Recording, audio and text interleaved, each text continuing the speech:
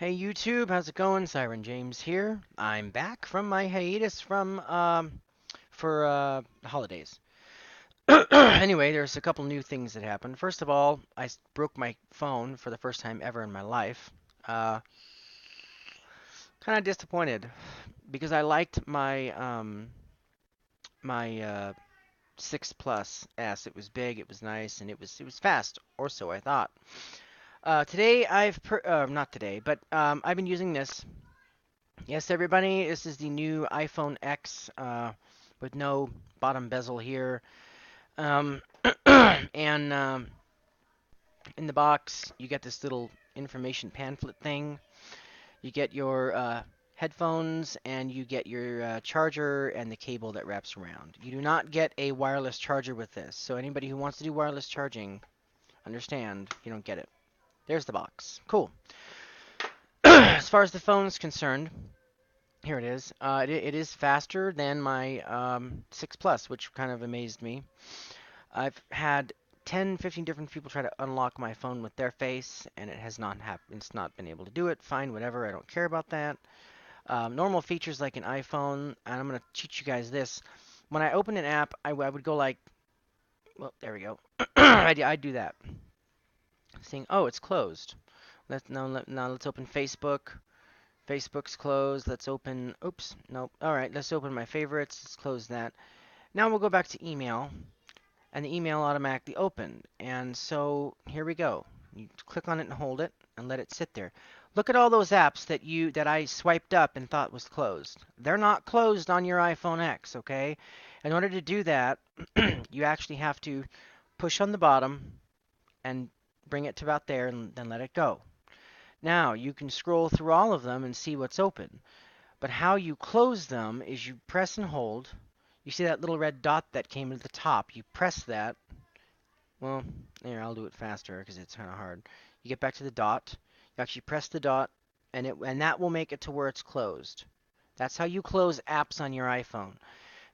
You can't just open it up and then swipe up because it's still open. And then we'll do it again. I'll open my Messenger. I'll bring my Messenger. Oh, I just closed email. So remember, press and hold, press the red button, and now they're closed. All in all, this is a good phone. It's probably the best phone I've ever had, and I think that I noticed a difference between this and my iPhone X. The calls, oh my God, the calls when I was making calls on my oops on my damn 6 Plus, I don't know, the calls sounded funny. This thing, it's much louder. When I call somebody, it is much louder than my iPhone X, and it's much clearer and crisper as well. So you unlock it like that, swipe up, and you unlock it. If it doesn't recognize the face, it'll ask you for a 4 or 6 pin password, and you have to press it in, whoever owns the phone. I got a clear glass protector on it, which my last case had, and it didn't do anything anyway. And I got this Urban Armor gear. It's only one piece, though. It's not like the old Urban Armor where it was a stiff piece in the middle and then a outer shell, which is more rubber. This is just one rubbery piece. And that's fine. It's a good case. The problem with the green, you can see it from there. You can see that it's kind of grayish on the edge there. That's from being in my pocket and dirt, and so you're gonna want to not let that happen. But it is gonna be a work phone, so it's not a big deal if it gets a little yucky. iPhone X, so that's good. Moving right along with that. So I do recommend the iPhone X. I don't recommend it because of the price, but I do recommend it if you can afford it. Okay, here we go. I'm blocking out those stupid windows. So, next thing is a NVMe SSD 960 Pro Samsung. One of the best and fastest rated M.2 SSDs on the market right now. This is 512 gigabytes. I don't need that. I don't need anything that big. For those of you who are like, yeah, you do. You need all your games. I play 2 games. Okay, well, one game. I play one game. This has a Crucial MX100 in it. It's 256 gigabytes. I still, after 3 years, have 53 gigabytes left free. The other drive I have is a Western Digital Velociraptor 10,000 RPM, 150 gigabyte. That has nothing on it. That's how much space I use. I have for 30 or 40 songs. I have World of Warcraft, which needs to be uninstalled. I have League of Legends on here, which I play occasionally. I have Final Fantasy 14 and all the expansions, and then other small things like Skype and let's see, Skype, and I got TeamSpeak where I don't use. CC Cleaner. I have XSplit. I mean, I don't have a lot of stuff to utilize a big giant drive. So this is the only drive I'm going to have in my new computer. It's not going in here, ladies and gentlemen. That means that we are going to be building a new system. And I'm always happy when the year comes that I can upgrade, because it's fun. We're doing something different this year. Now I have all of my parts listed on here for you guys to look on my screen. So let me turn this around for you. You'll be able to should be able to see my parts list. I'm gonna close this. Move this way over. Move this over. Okay. So my parts list is going to be a thermal take view. Now let me make sure you can see that. Yeah, you can see it. A thermal take view. Let me see if I can zoom in actually for you guys. See if I can. Oops, that didn't work. Can't zoom? Oh, maybe I can. That's about as zoomed as it can get. All right, so thermal take view, 71 RGB four-sided tempered glass, vertical GPU modular eATX gaming full tower computer case. It comes with 3 RGB LED fans. I want more. I'm actually going to stick a ton of those fans in. Next is a MSI GTX 1080 Ti DirectX 12. This is a MSI 1080 GTX Seahawk EK. Comes with already an EK water block. And EK is a very reputable water cooling system person. So EK teamed up with MSI to make that. There's what it looks like, and it looks cool. That's going to be $830. Next is I'm a Corsair fan, as you guys know. My headset, my mouse, my mouse pad, and my keyboard are all Corsair. So I'm throwing in a Corsair I'm throwing in a Corsair HX 1000 series, 1000 watt certified full platinum plus full modular power supply. Some people have asked me, what is a full modular? This means full modular,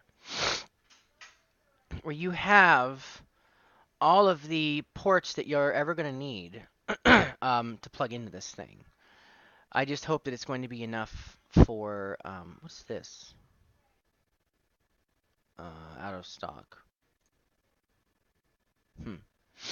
Well, this link capability thing is not in stock, so I may just get, how much is 1200? I may get the 1200 watt one, I'm not sure.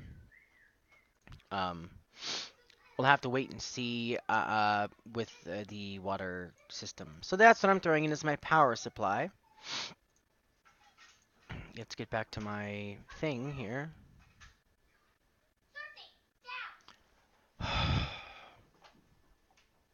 Okay. Now that my dog has decided to jump over the door. Alright, she's back in her area with my kids. Next is G-Skill Trident Z RGB series. Yes, everybody knows I like G-Skill, and that's the only RAM I use. But I'm going on the RGB side of things. I like lights, I like colors. My last system has 2 giant 200mm fans in it, and they're fucking, awesome when it comes to that type of stuff. All right, and those are cool, the G skills. And that is a quad channel memory module kit. Next is the MSI Z370 Godlike Gaming LGA 1150. Can't go wrong with MSI. Haven't had any problems. And it looks just great. All the little lights and shit. I hope I can customize all those. The M.2 slots. When you put an M.2 SSD in, one of your SATA ports won't work. And the SATA ports are there on the right hand side in the black down here, which are in the big screen over there. I think it's port number 6 won't work if you have an M.2 slot in top, and then 5 won't work if it's in the middle, and 4 and 3 and 2 won't work if it's in the bottom, if you have all 3 of those connected. But yeah, Guru 3 Top Pick Award. Next is, of course, an Intel Core i7-8700 Coffee Lake 6-core 3.0 gigahertz processor. This processor I have in here is a 5820K 6-core, and it was like $150 more than this, so that's pretty cool. And last but not least, I'm going with Windows 10 full home version. I'm gonna buy a second one, and the system that I'm on right now is going to have Windows 10, and it's going to be set up for my father, who doesn't really game. For all of you who watched my last video, it's going to be kind of the same thing. But because I'm going with a water-cooled system, I'm not going to be able to sit there and make a video of us building it all, because it's going to take a long time to do water testing and everything, because I've never done a hard tubing water-cooled system before, but my friend has, and he's coming up to help me and my wife build that. So what's in this system here, as you can see, there are 2 power cables for the fans.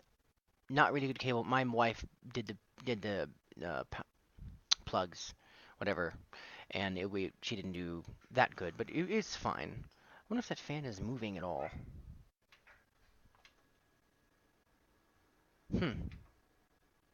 Weird.